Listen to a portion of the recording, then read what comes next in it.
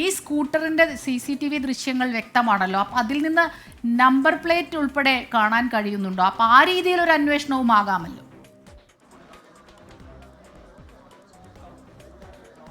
അത്തരം വിവരങ്ങളിലേക്കെല്ലാം തന്നെ പോലീസ് കടക്കുകയും ചെയ്തിട്ടുണ്ട് സ്മിത. അതായത് ഏതൊക്കെ തരത്തിലുള്ള സൂചനകൾ, അത് ഒരു ചെറിയ വിവരമാണെങ്കിൽ പോലും അതിനെ പോലീസ് വളരെ ഗൗരവത്തോടു കൂടി തന്നെ എടുക്കുന്നു എന്നുള്ളതാണ് നമുക്ക് മനസ്സിലാക്കാൻ കഴിയുന്നത്. എന്തായാലും ഇപ്പോൾ ചാലക്കുടി MLA സനീഷ് കുമാർ ജോസഫ് കൂടി ഇവിടെ എത്തിയിട്ടുണ്ട്. അദ്ദേഹത്തിന്റെ പ്രതികരണത്തിലേക്ക് കൂടി പോകാം നമുക്ക്. അതുപോലെ ഒരു സംഭവം ഉണ്ടാകുക എന്ന് പറഞ്ഞാൽ അത് ഒരിക്കലും അംഗീകരിക്കാൻ കഴിയുന്നതല്ല.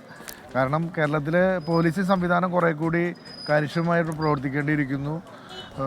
ഗുണ്ടകളെയും ഇതുപോലുള്ള കൊള്ളക്കാരെയും ഒക്കെ സ്വൈര്യവിഹാരം നടത്താനുള്ള സാഹചര്യം ഉണ്ടാകാതെ അവരൊക്കെ ജയിലിലടയ്ക്കേണ്ട സാഹചര്യം ഉണ്ടാകണം. ഒരാൾ വന്ന് പട്ടാപ്പകൽ ഇതേപോലെ ഒരു ബാങ്കിൽ കയറി ഇത് ചെയ്യുക എന്ന് പറഞ്ഞാൽ ഇവിടെ നാട്ടിലെ ജനങ്ങളുടെ ജീവനും സ്വത്തിനും സംരക്ഷണം കൊടുക്കേണ്ട ഒരു ഗവൺമെൻറ്റും പോലീസും നിഷ്ക്രിയമായി എന്നുള്ളതാണ് ഇത് തെളിയിക്കുന്നത്.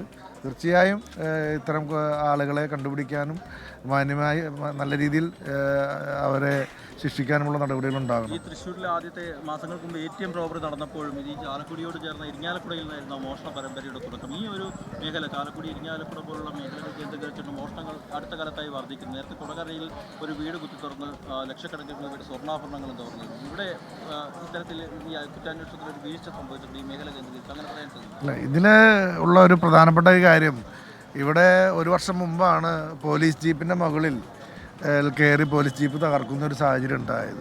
അത്തരം നടപടി ഉണ്ടായിട്ട് പോലും അതിൽ വേണ്ടത്ര രീതിയിൽ നടപടികൾ പോലീസിൻ്റെ അല്ലെങ്കിൽ സർക്കാരിൻ്റെ ഭാഗത്തുനിന്ന് ഉണ്ടായില്ല. അത് പോലീസിൻ്റെ ആത്മവീര്യം തകർത്തിട്ടുണ്ട്.